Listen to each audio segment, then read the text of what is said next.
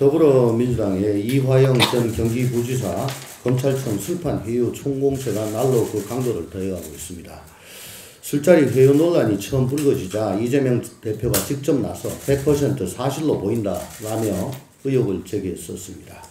이에 대해 검찰은 이재명 대표의 요구대로 출정 기록, 담당 교도관 진술 등을 제시하며 이 전 부지사 측 주장이 허구라고 주장하고 있습니다. CCTV는 자료 보존기간이 30일에 불과하여 폐기되고 없다고 합니다.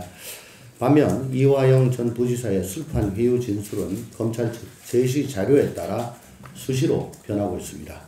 날짜는 작년 6월 30일 오후 5시에서 6시라고 최초 주장하다가 6월 28일, 7월 3일, 그리고 7월 5일 등으로 바뀌었고 장소도 수원지검 검사실 앞 1315호 창고 묵배방에서 1313호 영상 녹화실로 바뀌었습니다.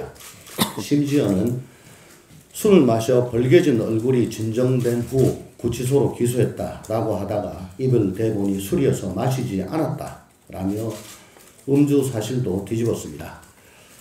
검찰의 술자리 회유가 있었는지에 대한 민주당 측 주장의 공통점은 만약 회유가 압박이 있었다는 주장이 사실이라면 혹은 술판 회유가 있었다는 주장이 사실이라면 등의 가정을 전제로 한 후 검찰이 관련 자료 일체를 공개하여 진실을 밝히지 않으면 검찰 탄핵과 국정조사 및 특검 수사가 필요하다라는 식의 구조를 갖고 있다는 점입니다. 이는 입증 책임도 뒤바뀌었고 전형적인 정치적 공방에 불과합니다. 이 정도 공방에 대해서는 법원이 냉정히 판단해서 이화영 전 부지사 1심 판결 선고에 반영하면 될 일입니다.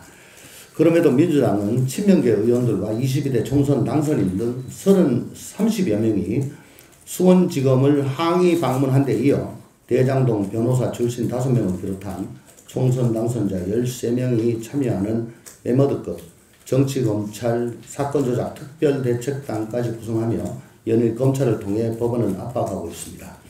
이는 오늘 6월 7일로 예정된 이화영 전 부지사에 대한 1심 판결에 영향을 미치고 더 나아가 이화영 전 부지사의 유죄 판결 선고로 인하여 대북 송금 당시 경기도지사이던 이재명 대표에 대한 기소를 방어하기 위한 시도로밖에 보이지 않습니다. 민주당도 이 문제가 사실이 아닌 것으로 드러나면 여기에 걸맞는 책임을 져야 할 것입니다. 저는 민주당에 소속되어 있을 때부터 일관되게 이 대표의 사법 리스크를 당과 분리해야 한다고 주장해 왔습니다. 개인의 문제와 당의 문제를 분리해야 한다는 것입니다. 개인이 대응해야 할 사안을 공당이 직접 대응할 때 정치가 갈등의 해결자가 아니라 반대로 갈등을 부추기는 문제 그 자체가 되고 개인의 책임을 당이 함께 지는 일이 생기기 때문입니다. 이재명 방탄소년단을 자처하며 당선된 민주당 당선인들은 22대 국회가 시작되기도 전부터 이화영 전 부지사의 흔들리는 주장에만 의지한 채 사실이 아닐 경우 뒷감당은 어떻게 할 것인지 애초부터 염두에 두지 않고 방탄은 이렇게 하는 것이라는 것을 보여주는 것 같아서 씁쓸합니다. 또한 민주당 김동완 당선인은 총선 직후 사법부의 민주적 통제를 주장했습니다. 우리가 너무나 당연히 생각하고 있는 상권 분립 원칙 내에서의 입법부의 사법부 견제를 말하는 것은 아닐 것입니다. 오히려 사법부에 대한 정치 권력의 통제, 더 나아가 특정 사건에 대한 재판부를 압박하려는 의도까지 내포하고 있는 것 같아 심히 우려스럽습니다. 법원이 저급한 정치에 휘둘리지 않으려면 스스로 정치와 거리를 둬야 합니다.